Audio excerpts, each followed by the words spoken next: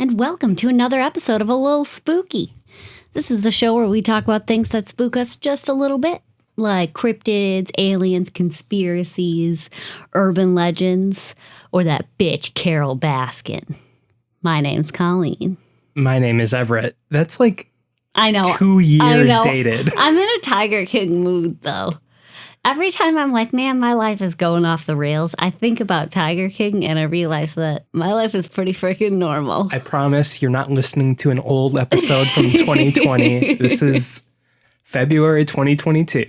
We're almost at Valentine's Day. Do you not like just occasionally thinking about Tiger King? Does it doesn't come up in your brain every so often? I'll see that, what's his name? The main guy? The Tiger King? Yeah.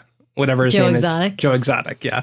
I will see him occasionally because he'll make a statement from jail or whatever. But yeah. Beyond that, no, not really. Anyways. But yeah, like I was saying, it's almost Valentine's Day. Are you excited? I know. I mean, I guess. Should I be excited? For the commercial, mercantile, buy, whatever holiday? I don't know. I like discount M&Ms. That's true. But you know what? What?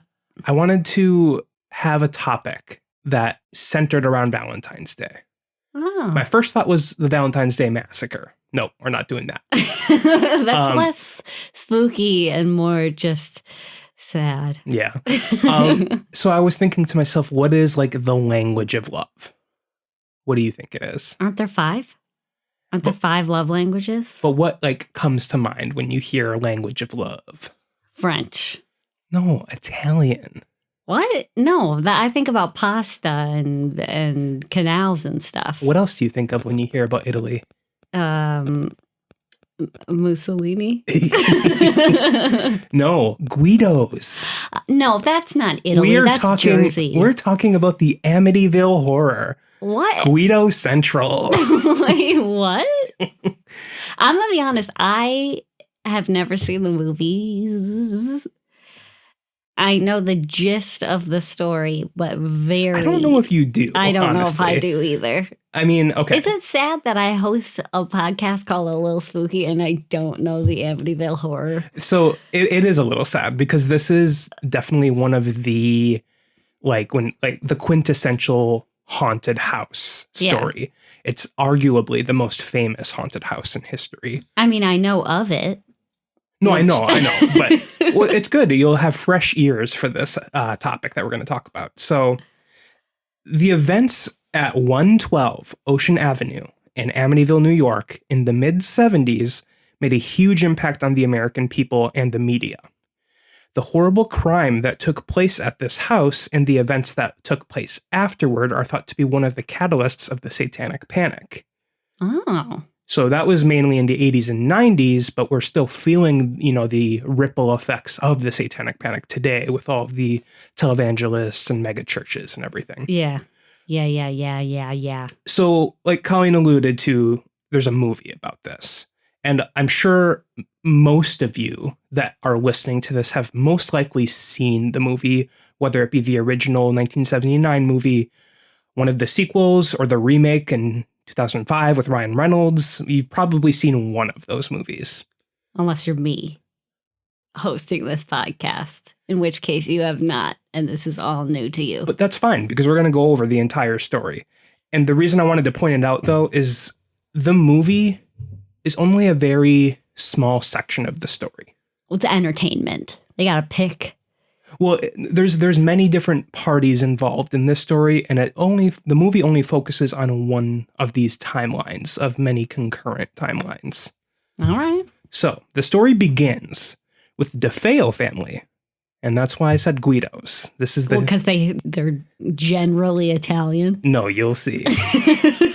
So it begins with the DeFeo family, and they moved out of their Brooklyn apartment and into the home in Amityville in 1965. The heads of the house were Louise DeFeo and Ronald DeFeo Sr., who is better known as Big Ronnie. Nice. They had 5 children. The oldest was Ronald DeFeo Jr., who more often went by Butch, and Butch was followed by Dawn, Allison, Mark, and John Matthew. Now, this Italian-American family was the stereotype that many people picture when they think of Guidos. Okay. And I'm sorry, what year was this? They moved in 1965. 65, Okay. We'll get to it. It's the mid-70s. The story takes place. Sure. So. Okay. So the father was a used car salesman, and he ran this place that was owned by his father-in-law. The mother was a former model, and it's thought that they both had family ties to the mob. Nice. Okay, so they are a walking stereotype. Yes, they definitely are. I don't know if there's actual proof that they had ties to the mob. Sure. But a lot of people think that Big Ronnie was laundering money in the used car. We got a man named Big Ronnie working for his father-in-law for a used car sales, and he's not tied to the mafia? I don't think so. So, Butch was the firstborn and bore the brunt of the abuse that happened in the house. It started as early as when Butch was only 2, when Louise's brother witnessed Big Ronnie throw Butch into a wall when the boy annoyed him. And that was just the first example of years and years of abuse. Oh. This continued throughout Butch's childhood, and the rest of the children were also victims to the physical and verbal abuse from their father, and likely their mother as well. Yikes. When Butch entered his teenage years, he turned to drugs as an escape. He was a heavy drinker, but also used heroin, LSD, and possibly other drugs. Okay.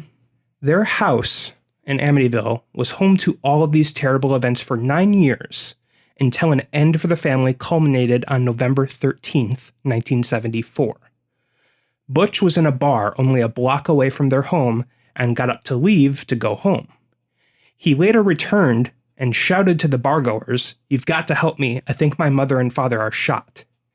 He brought a few of his friends from the bar back to his house, where they found Big Ronnie, Louise, and all 4 of his siblings dead in their beds. They had all been lying face down, apparently shot in their sleep. The parents had each been shot twice and each of the children once. The gun that was used was a .35 caliber lever-action rifle, and the reason that I wanted to specify that is because this weapon is extremely loud when fired. Around how old is he supposed to be? Like teens? He was, I believe, 23. Okay, early 20s. He's at a bar. He's drinking. Mm-hmm. All of a sudden, he's like, "I'm going to go home now. Yeah. It's time to go home." Yep. And then he shortly comes back. Like, was there enough time for him to kill his family and then come back? Don't know. You'll find out. Okay, sorry. Okay. It just seems a little sus, if you know what I'm saying. It does. It definitely does. So, like I said, this firearm is extremely loud, more so than the average handgun or other gun that someone may keep in their home. Okay. Shots from this kind of rifle should have been heard all across the neighborhood at least 4 blocks away. Oh, wow. That loud? I guess, okay, I've never shot a gun. Are they generally that loud? I mean, you've specified that this one is particularly loud. But. Yeah, more loud than just like a lower caliber weapon. This is a very powerful gun that was used. Okay. Despite that fact, no neighbors reported hearing any gunfire, and the only odd sounds that were heard were the sounds of the DeFeo's dog barking at night. So people could hear. Yeah, they could hear, like they heard their dog. So it's notable that there was an absence of gunshots. Correct. Okay. Yes. So, police arrive on the scene, and at the beginning of the investigation, the working theory was that this was a mob hit that Butch had narrowly escaped. And that would make sense with this family because they're thought to have ties to the mob. Sure. But they soon began to suspect Butch as the perpetrator after he acted suspiciously and contradicted himself several times. Okay. That would be my first thought as well. So he broke down halfway through an interrogation the following day, and he is quoted as saying, "Once I started, I just couldn't stop. It was so fast." Butch was only 23 at this time. The rest of the children were 18, 13, 12, and 9. Ew. So Butch had a defense attorney named William Weber, and the defense team put together an insanity defense, which was actually for this time fairly irregular. So he confessed. Yeah, he broke down like halfway through an interrogation the day after the crime was investigated. Okay. I mean, it wasn't like he was that subtle about it. I'm going to leave now. Hey, wait, looks like my family's been shot. I was here, right? You all saw me. So he was using this insanity defense, which was rarely used at this time. Sure. And since then, it's like, I feel like you always read about something in the paper and someone's claiming they're insane. Sure. But Butch said that he could hear the voices of his family plotting against him, and he had to kill them in self-defense because they were planning on murdering him. This statement, among others, was cited by the psychiatrist that was hired by the defense as evidence of his mental standing. The prosecution argued that despite his heavy use of alcohol, heroin, and LSD, he was fully aware of his actions when he murdered his family. And on November 21st, 1975, Ronald DeFeo Jr. was convicted on all counts and sentenced to 6 life sentences. Okay. So all of this information that I just talked about is completely factual. Sure, yes. It just sounds like true crime. Yes. Police report rundown. Right. And that's only the very short beginning of the story. Basically, what I'm saying is the rest of the story completely open to interpretation. We're just putting the facts out first. All right. We're going to talk about the DeFeo family later, but now the story moves to the new occupants of the DeFeo home. While Butch was still awaiting trial in the summer of 1975, George and Kathleen Lutz were looking to purchase a home in Amityville and move in with their 3 children. Each had children from a previous relationship, so it was a blended family. Sure. That's just, it's not starting off to a good, good foot. They had looked at dozens of homes in the area, and they were very interested in the house on 112 Ocean Avenue. It was a large colonial style and a very nice neighborhood, and even had a pool house. It was at a discounted rate of $80,000, and they soon learned from the realtor that this was because the home was the same home that the DeFeo murders took place just the previous year. Interesting. Now, I'm wondering, like, if as the realtor, I know you have to, every state's different, but you have to disclose if there's been, like, a murder in a house. Yeah, and I'm pretty sure within a certain time frame. And I'm pretty sure in every state, a year is definitely in that time frame. Yes. Now, do you tell them after they've gone through it and looked at it and fallen in love with it, or do you tell them before they walk in the door? I think you only have to tell someone before they sign anything. Offer, yeah. Yes. So they were informed of the situation, Sure. the Lutz family, and they took a day or two to talk it over, and they still, after agreeing, decided to purchase the home. Okay. The home was cleaned up obviously after the murders, but it still contained all of the DeFeo furniture. The Lutz family bought all of the contents of the home for an extra $400, so it was fully furnished with the belongings of the entire DeFeo family. See, that's heavy. I would not like to live in a home in which I knew a tragedy of that caliber occurred, but I especially would not be interested in, like, all of the contents as well. No other family members came to, like, clean it out or anything? When the massacre happened, it was a public, like, national-wide sensation. Sure. And I think everyone just wanted to clean their hands of it and leave it alone. But, like, we all know that Italian-American families are very close, especially if they're part of the mob. The mob wouldn't get in there and be like, I'm helping out my brother. I don't know. I honestly, other than Louise's father, I don't know if they had much other close family connections. That's amazing to me. And especially if they knew that this tragedy occurred here and they still decided to purchase all of the furnishings. Right. And I suppose if you're like a new couple starting out, you don't have much, but even that's too much baggage, man. Obviously, they don't care. Sure. Well, I mean, like, good on them. I think they were very tight on money, too, which is why they even wanted this particular home, because it was very affordable for them. Yeah. And they get the furniture out of it, too, which they may not have had. I wasn't quite sure about that. I mean, like, on the surface, it's an amazing deal. Why let stuff go to waste? Right. So the following events that happened to the Lutz family are the inspiration for the novel The Amityville Horror by Jay Anson, which was adapted to the horror movie with the same name in 1979, which received sequels and many new adaptations over the decades. So George and Kathleen moved in with their children on December 18th, 1975, only a few weeks after the conviction of Butch DeFeo. Okay. Kathy, kind of used interchangeably Kathy or Kathleen, but I think she went by Kathy. Okay.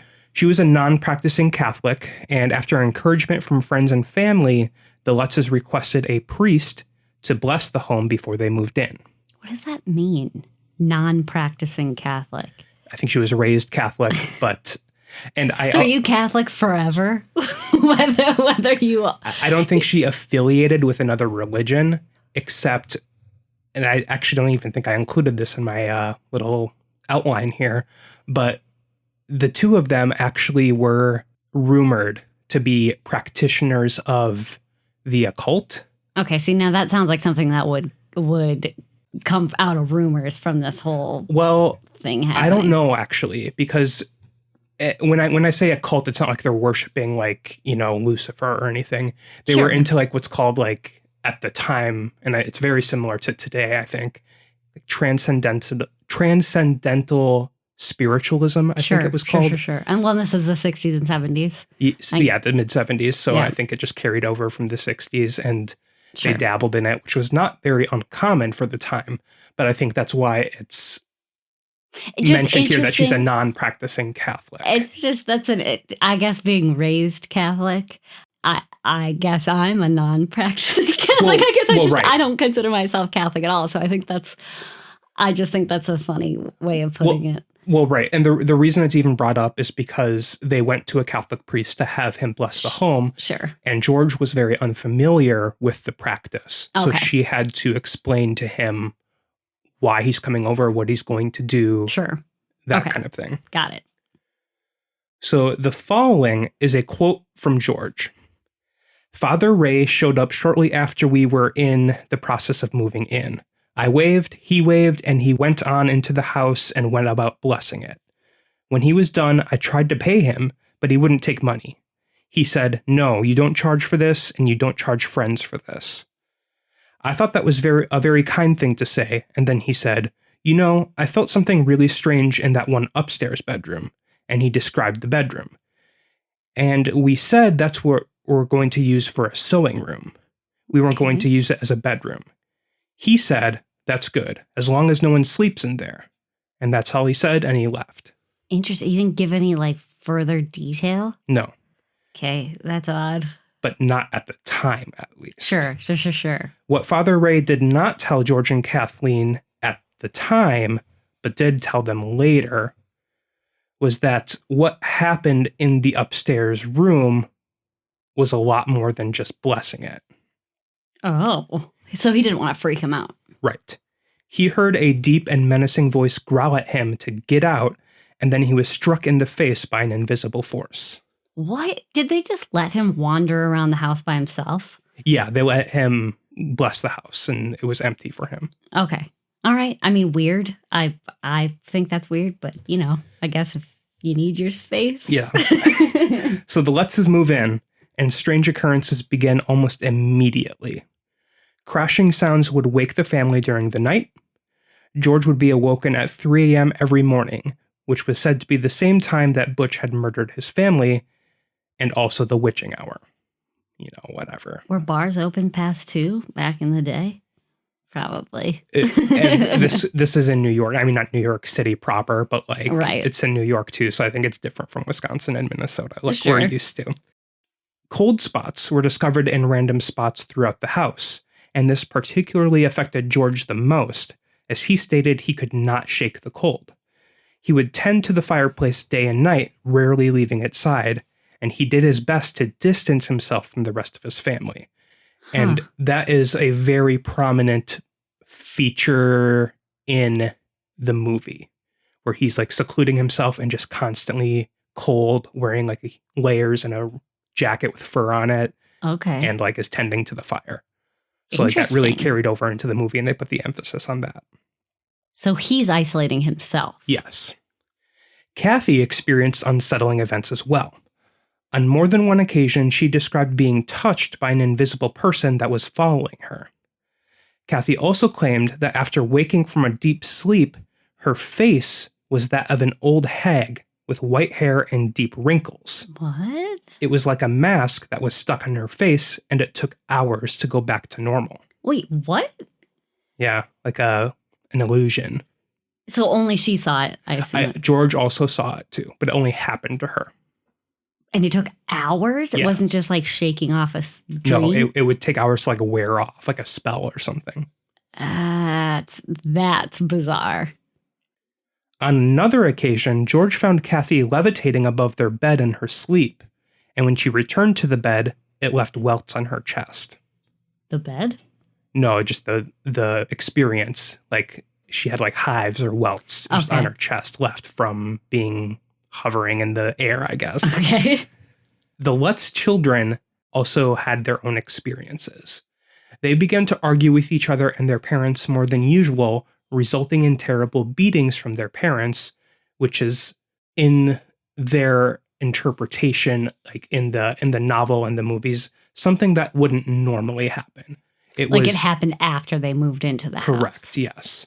The youngest child, Missy, described speaking to an angel that was living in her room.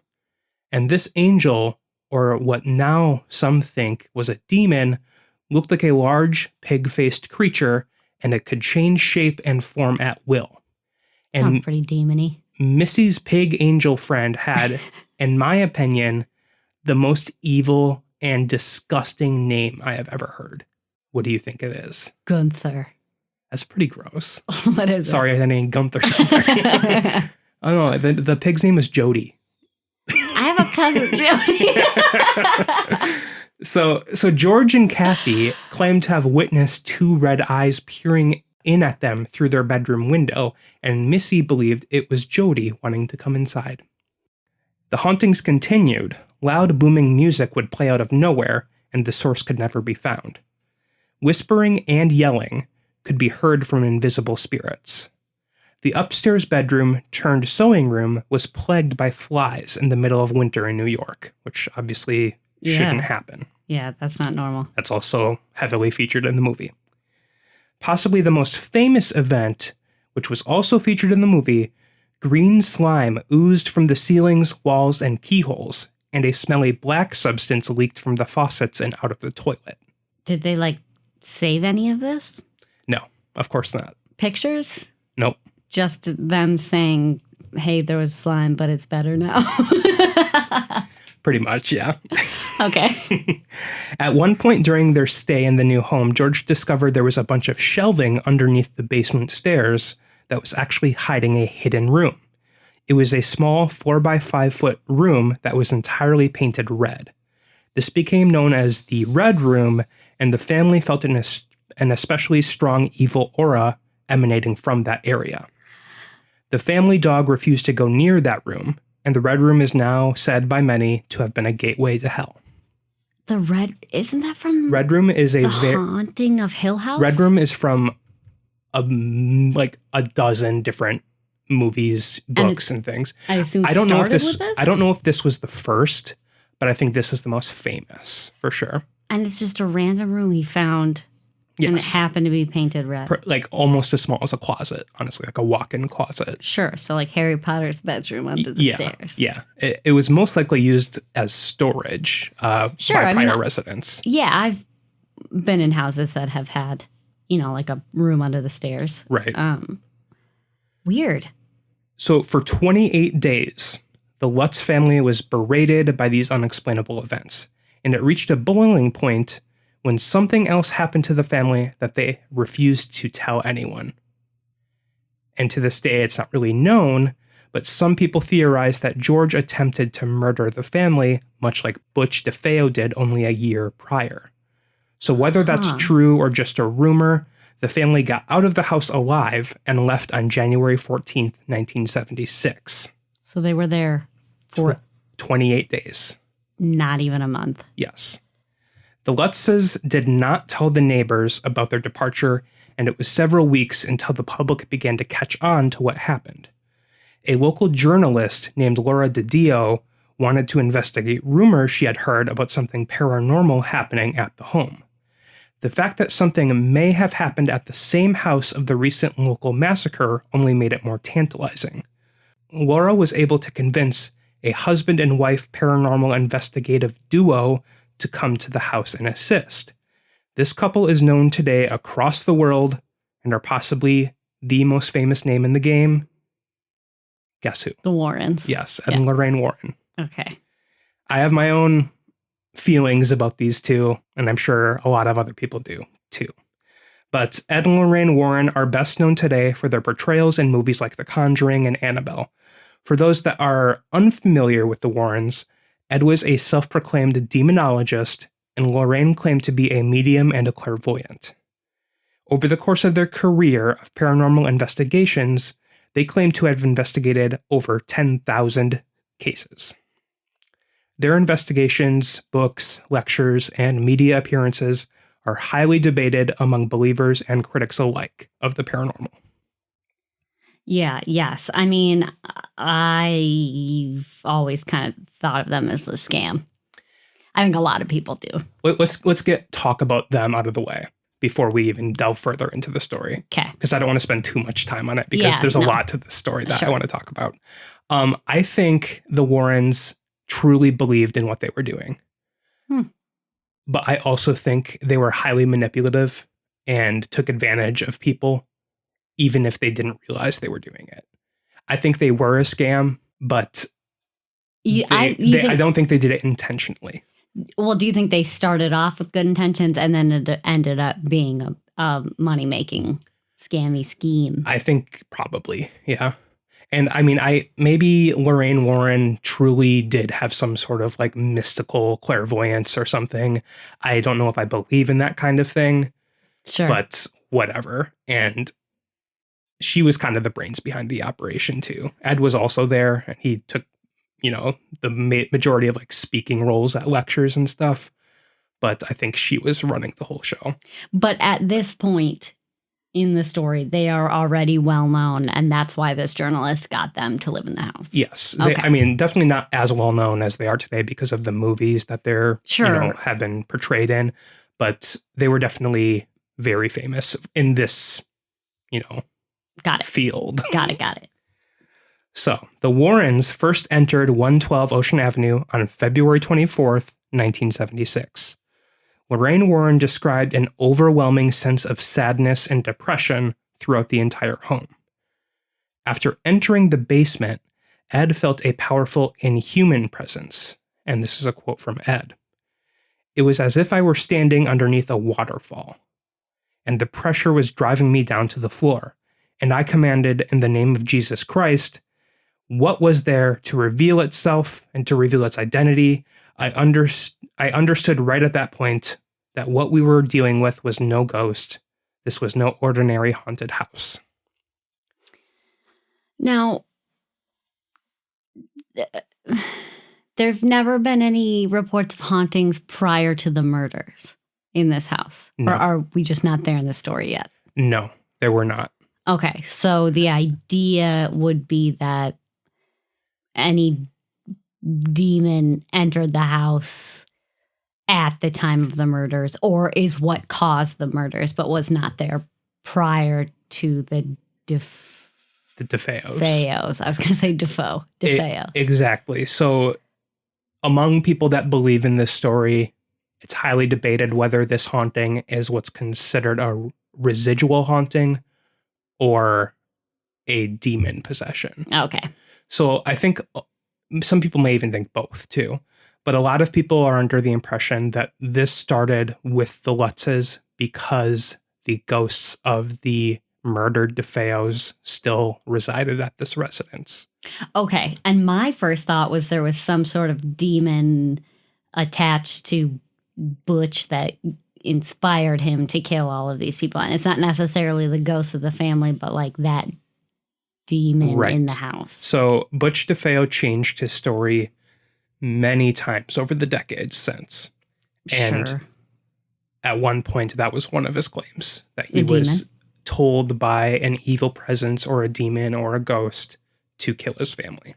Now, what were the thoughts of the day about his insanity plea? Were people under the impression that like he's just claiming insanity because he killed this, but really it was revenge for his shitty childhood? Or are people kind of thinking that he was suffering from some sort of mental illness? I mean, he was found guilty, so I think it was more so the first. Okay. I mean, you could ask anyone that same question, like any random person, and they could say either. I don't know what other people think about Butch. Sure. No, I'm just thinking I was recently watching, I don't remember what it was. Maybe it was like a TikTok, and it was like a girl who was like 16 or so. And she was talking about her schizophrenia diagnosis. Mm-hmm. And, you know, because I don't know of many people with schizophrenia. So it was really fascinating listening to her describe how they found out she had schizophrenia. Mm-hmm. And it was like she was laying in her room one day and she just heard her mom and sister talking outside of her door, saying just like awful, mean things. She didn't say what it was specifically, but it was just terrible things. And she walked outside and like down the hall and like yelled at her mom and was like, why would you say that? And her mom was like, I have no idea what you're talking about. It just drove the point home to me, like how real it can be. Right. For somebody who has. That's the defense that Butch and his defense team used, because he said that he thought the rest of his family was planning on murdering him. Right. So he had to do it first. Which is interesting because he killed a 9-year-old sibling. Right. I mean, like, I can't imagine they'd be that involved in a murder plot, but what do I know? I want to stop talking about Butch right now because we are going to talk all about Butch at the end of the episode. I'm sorry. So, because, there is quite a bit to get through, and I don't want to make this a two-parter. Okay. Let's do it. Okay. So after conducting the first sweep of the home, the Warrens put together a group of professional or so-called professional psychics to assist them in their formal investigation. The Channel 5 news team, which was Marvin Scott, Steve Petropoulos, and Laura DiDio, joined as well, and they covered the Warrens' investigation on the night of March 6th, 1976. In addition to all of the friends and colleagues of the Warrens, plus the news team, the entire group was about 20 people in the house that evening. Wow. Yeah, quite a bit. Mm-hmm. And the group, all together except the cameramen that were behind their cameras, held a seance around the dinner table. And the Warrens and their psychic friends each claimed to sense their own personal experiences throughout the evening. One of the friends of the Warrens was named Mary Pasquarella. Mary called herself a time walker, and that is a person who is able to sense and sometimes visualize past events by being in a particular location. This is a quote from Mary. I began to say my prayers, and I was saying the Our Father. I looked out of the door, and as I was saying the Our Father, there was a group of figures saying the Our Father backwards. Spooky. So during the seance, Mary felt ill and had to be moved out of the room. And this is a continued quote. There seems to be some kind of black shadow that forms ahead and it moves. And as it moves, I feel personally threatened. Another psychic, Alberta Riley, said during the seance, it's upstairs in the bedroom. What's here makes your heart speed up. My heart's pounding. And the psychics were not the only ones to have strange experiences. Channel 5 cameraman Steve Petropoulos claimed to have suffered a rash of heart palpitations and shortness of breath while climbing the staircase, and he had no history of health issues, breathing, or heart issues. Okay. Lorraine Warren said the following. Whatever is here is, in my estimation, most definitely of a negative nature. It has nothing to do with anyone who had once walked the earth in human form. Okay. It is right from the bowels of the earth. Whatever is here is able to move around at will. It doesn't have to stay here, but I think it's a resting place. And Lorraine was later famously quoted, because this is one of her most famous quotes from her career, I hope this is the closest to hell as I ever get. Okay. So that confirms kind of my demon theory. Yes. So testimony was not the only thing to come from the night of the investigation. A now infamous photo was captured. The image was supposedly captured by Gene Campbell, a professional photographer who was part of the team brought by the Warrens. Gene had set up an automatic camera that took infrared pictures to capture the second floor landing throughout the night. Equipped with black and white film, the camera captured the photo of a ghost boy in the Amityville home. Can you describe? I'm going to show it to you in just a second. Okay. And we will post the photo, obviously, on social media as well. But some speculate that the ghost was of the murdered child, John DeFeo, who had lived in the house with his family prior to the Lutzes. Mm-hmm. So I'm going to bring up the photo here. Okay, see, now we're straying from the demon category back to the ghost of the family category. Could be both. Don't know. Okay, I have seen this picture before, and that does look very real. And when you were describing Ghost Boy, I'm picturing like a shadow. Right. It's definitely, obviously, a human face. You can see hair, you can see lit up eyes and facial features. This photo is highly debated. Is it? I mean, I don't know. As a lay person with no photo manipulation experience, it looks real to me. It looks like a picture somebody took of their kid peeking out from the stairs. Exactly. So there is no question that this is a child. Yes. And the photo has been authenticated too. It's not altered in any way. Oh. But what people disagree on is who the boy is. So people that believe in this story obviously say it's a ghost, most likely the ghost of one of the DeFeo children. Mm-hmm.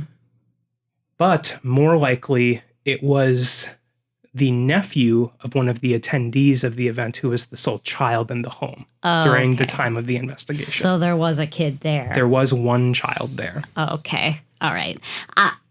I noticed, so the picture you had shown me also had a comparison to the DeFeo kid, the John. DeFeo kid. And I mean, yes, I can see the similarity, but honestly, it just looks like generic little white boy to me. No, I completely agree. And I mean, the thing is, like, it could go either way. There's no definitive proof either way. It's a highly debated photo. Sure. Creepy if true. Big if true. So only a year after the Lutz family fled their home in 1976, a novel about their experiences was released in 1977 by Jay Anson. His novel was adapted into the film The Amityville Horror, which was released only 2 years later in 1979. Damn, they moved fast. This story, especially after Ed and Lorraine Warren got their hands on it, not that they tried to, they were called there, but like it blew up. Even more so than the massacre that happened the year prior. Yeah, I'm just thinking, how did all of that information come out for a novel to be written, less than a year later? Which not only had to be like a full-blown story in itself, but it was apparently good enough to catch the attention of Hollywood. Right. Well, the book, before Hollywood even made the movie for it, the book itself was extremely popular. It sold very well.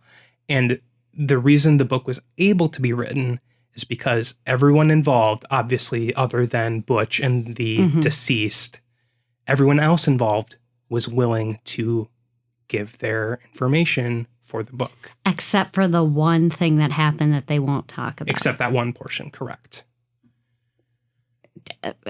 I assume the book kind of fills in the blank there. I've never read the book. I've seen most of the movies. I've definitely seen the original and the remake. I don't think I've seen any of the sequels. But they heavily imply in the movie that he is trying to kill his family. So it's kind of like a reliving. Yes, exactly. Of what happened with Butch and his family. Exactly. Okay. So the book and the movie were both immense successes, and to this day, subsequent owners of the home in Amityville, New York, have had to deal with strangers coming to their home to take pictures, hang around outside, and even approach the home to ask if they could tour it. Sure. Yuck. The Lutz family has never wavered from their story. though they have admitted that some details were exaggerated in the book and the movies. Yeah, I mean, that's to be expected. George and Kathy even took a lie detector test in an attempt to silence the haters, as I like to imagine it. But actually, they both did pass. Sure. And in their minds, in their own minds, that proves their story as true. So they believe something happened. Whether or not something happened, the lie detector test proves that they believe what they're saying. Or that they're very good liars. Or they are great at lying. There is a reason that lie detector tests are not admissible in court. So I have a lot more to talk about still, but so far, what do you think? Like, what? How believable do you think this is? I'm torn. I mean, so I've never really been one to believe in haunted houses.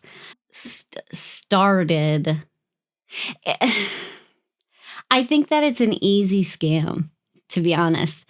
A child who grew up, or a man who had a very unhappy childhood, snaps, murders his family, and then the next people that move in have a very easy in to a, very interesting story. Possible book and movie deal and yes. the like. Right. I mean, I am of the same opinion too. And here's the thing. This entire story is all bullshit.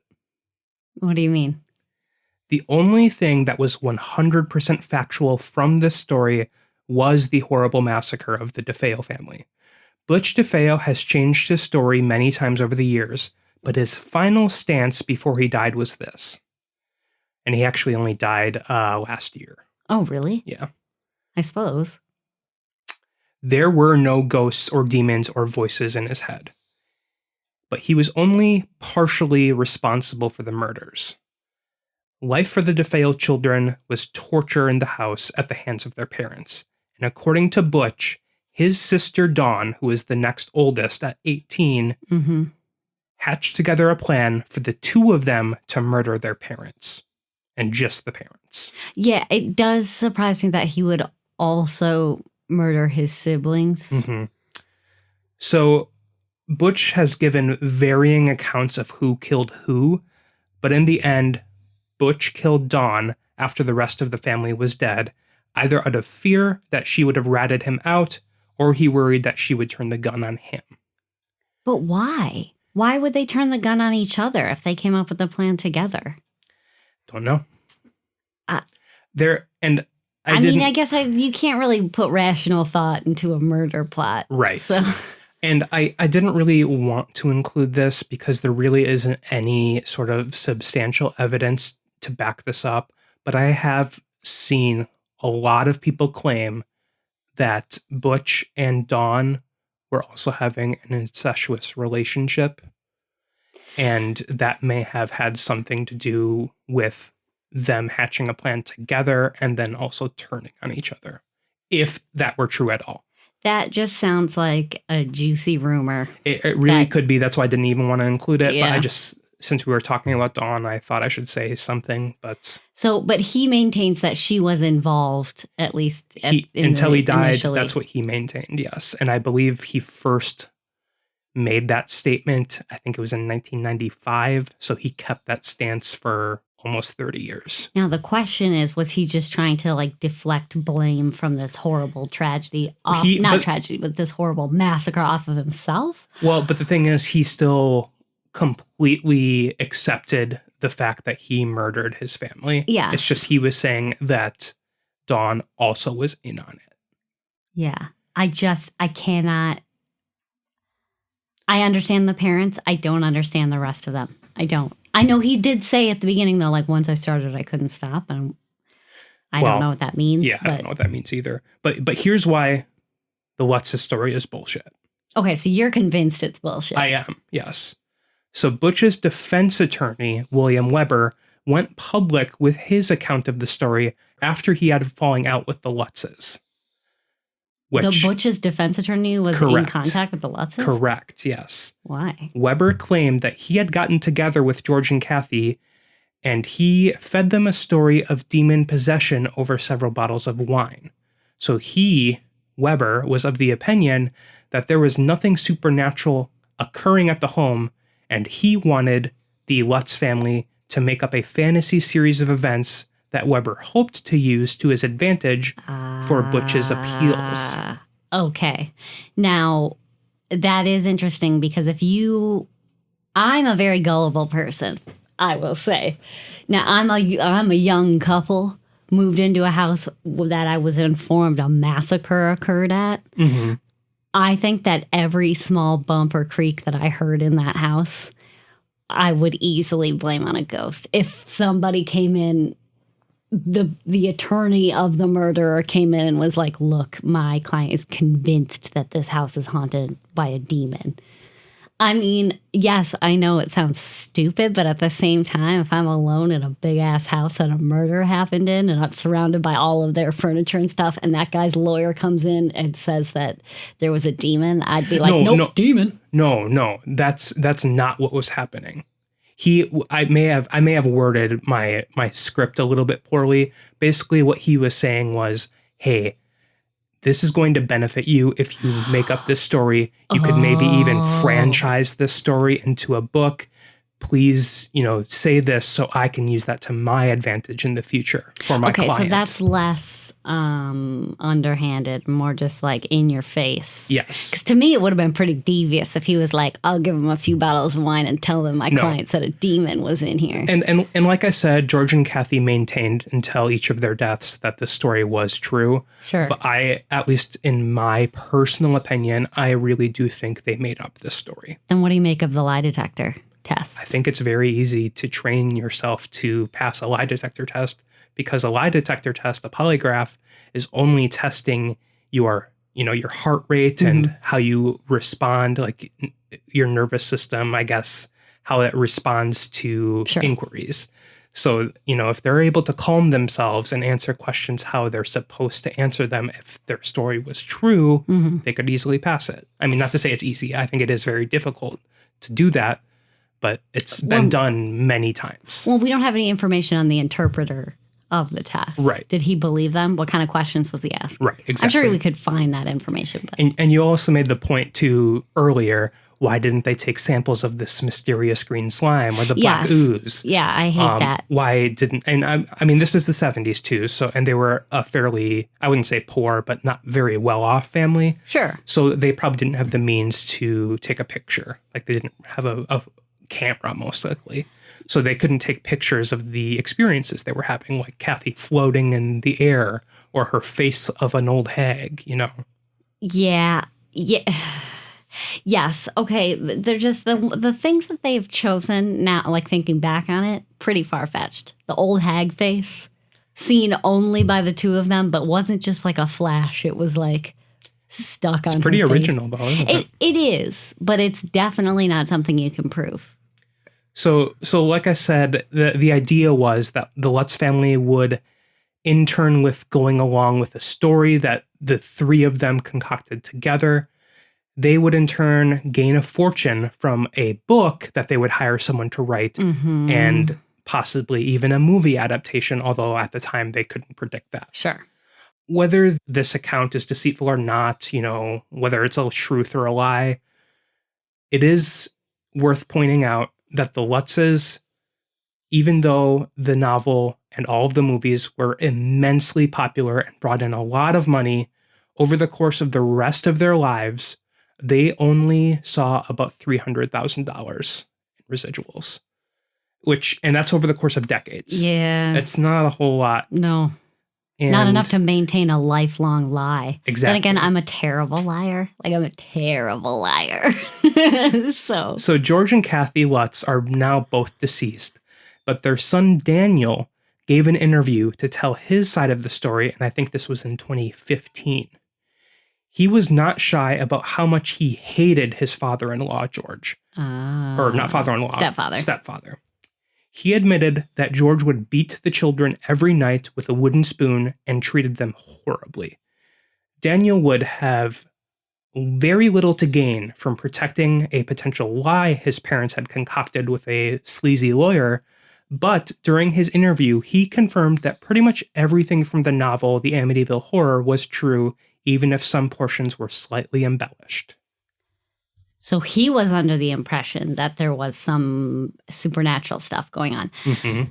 Okay, so as far as we know, though, the children were not involved in this lawyer scheme. No, they were definitely not involved in the scheme. And according to Daniel, the events, like the supernatural events at the home, did happen. Even if they were exaggerated in the book, they did happen. Now, I'm wondering, before you mentioned that the Lutzes also, or at least the dude would beat his children and stepchildren, was that the norm prior to them moving into this house? I assume they all moved in together after they got married. So the stepchildren, this would have all been new to them. It's the biological children that would be more aware of what his general demeanor was like, right? Right. Yes. So when they moved into this home, it was their first home together as a blended family. Mm-hmm. But Daniel gave the interview in 2015, and he claimed that he was beat his whole childhood by George. So it continued after they moved out as well. Okay. So it was a pattern of behavior. It wasn't because of the home. Okay. Yes. Now I'm just wondering why it still all seems like a scam. I just wonder if like the children were really susceptible to the stories that the parents were telling. I don't know. I think my true opinion of this story is similar to what some people think, that it's a little bit of both. I think the children especially did experience some sort of supernatural event, and I don't necessarily think it's demons or anything like that, but negative energy. Exactly. I think there was a lot of, weird negative energy after a whole family was killed only a year prior. And whether it's ghosts or just like the fact that they knew there were dead, people only in their same rooms only a year previous, I think that could lead to a lot of perceived events happening, whether it was true or they just believed it to be true. Well, I just don't think it's entirely a scam, because I don't think the children were in on it, but they truly did experience something.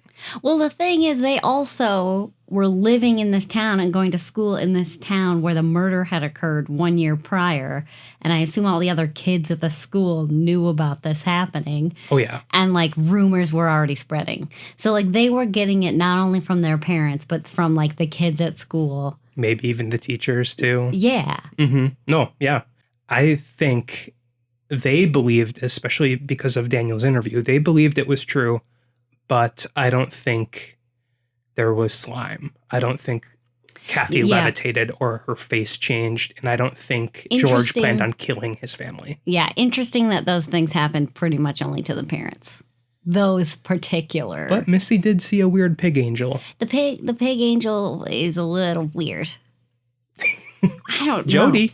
Man, I feel kind of deflated. I was kind of hoping for a more evil backstory. I think that massacre is very evil. Yes, no, I guess I just meant like less scam, more Satan. So here's the thing, people.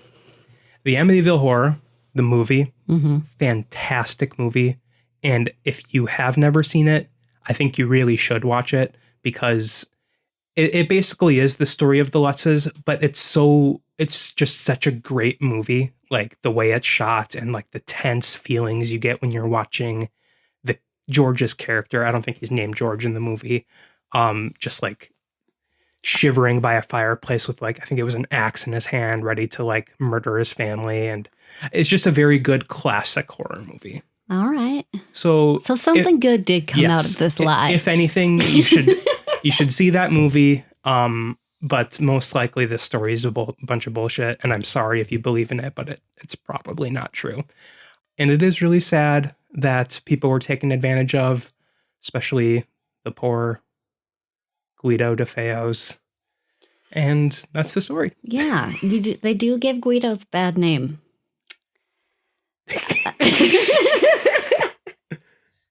All right, well, that's the Amityville horror. Yeah. I got a story for you folks that comes straight from our Discord. Our listener, Semantics, that we talked about last week, sent me this. Here's the thing. Semantics knows me because as soon as I read this article, or like the title of this article, like it was written for me. Did he write it? And I hope not, but if so, nice work, dude. Mysterious aircraft spotted at Area 51 in unprecedented satellite image. Okay. I thought satellite images of Area 51 were like censored. Your mom is censored.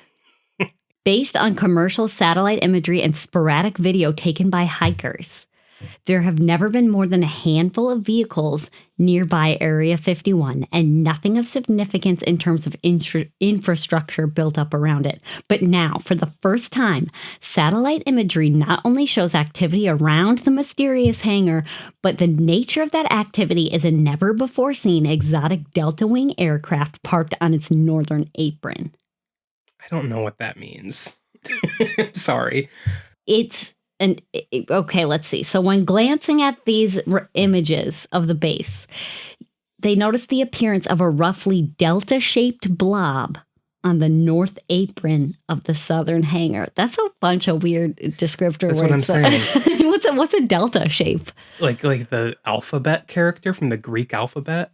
Anyways, the first shot that contained this object was January 26, 2022. Since we've never seen any action around the hangar, we found it odd. The blob remained there through low-resolution imagery all the way from the 22nd to the 28th. And then a high-resolution image dated January 29th showed that the blob was actually an exotic delta-shaped aircraft under an unenclosed skeleton-like structure. Weird. Like the innards of like an umbrella, like a big umbrella. The structure itself is a temporary aircraft shelter. The top covering is not installed. These are really common structures. Really is like not really an umbrella, but it's like a canopy almost. Right, and these are commonly used by the U.S. military. Sure. The aircraft in question measures 65 feet long and 50 feet wide and has wings that are reminiscent of a Concorde. I don't know my military lingo. The wings have a flowing, almost organic appearance, and the aircraft has no discernible tail surface. Okay, so they're just describing like an aircraft or whatever, but nobody knows what it is. The size and shape are broadly similar to next-generation air dominance and sixth-generation fighter-related concepts that have been seen by both the USAF and the Navy. Okay, so they're basically trying to say some spooky shit going on in Area 51. Right, I think the implication of this story, especially by the headline, is that this is an alien aircraft that the government is in possession of. Yes. Or at least alien technology. Does that not blow your mind? It does a little bit. Especially since I don't even know what the fuck this looks like. There are some images. Here, let me show you. We'll post this too on our social media, in addition to the boy ghost. It looks like a plane. Yeah, it looks a lot like the stealth fighters, like, that have been around for like 30 years. Yeah, okay, but here's the thing.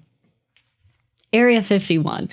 That is spooky, Colleen. I'll give you that. But no, I mean, even if we're like, we have been made to believe that alien technology is being experimented with at Area 51. Mm-hmm. So this could be the result of the government mingling extraterrestrial technology with Earth plane. I mean, honestly, it could be. I've also thought that the internet is so fascinating as a concept that it had to be aliens that give it to us.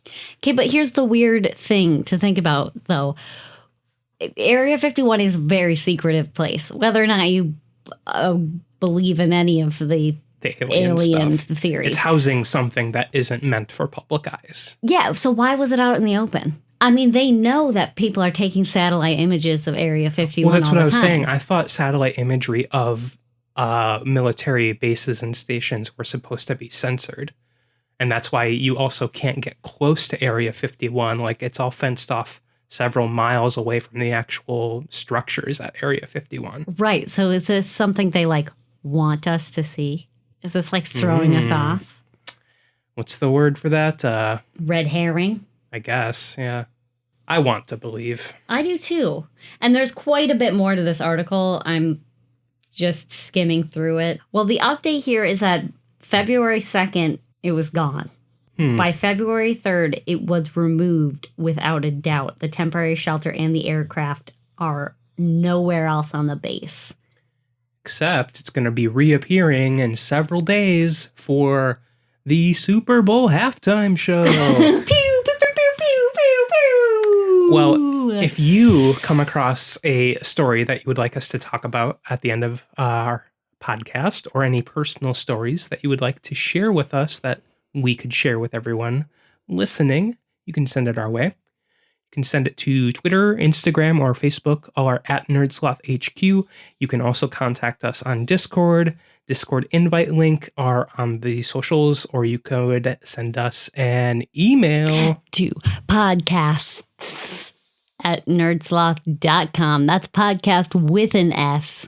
At nerdsloth.com. And you know what? We recently put up our first extra special Patreon mini-sode. So if you're interested in listening to that, feel free to check out our Patreon. Yeah, Patreon is for NerdSloth, the network, not just for A Lil Spooky. So Correct. You would be getting bonus content from all of these shows on NerdSloth as well. And for us, for A Lil Spooky, we are planning on releasing a mini episode on about a monthly basis. Yeah. So check that out if you feel so inclined. Otherwise, listen to us wherever you want. Whatever podcast place you'll listen to. And we will catch you next week. And we love you. We love you. Bye. Bye.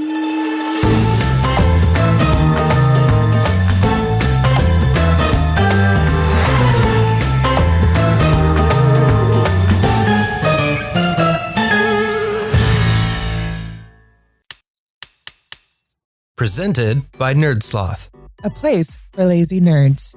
If you like what you heard, consider donating at patreon.com/nerdsloth so we can continue bringing you quality shows.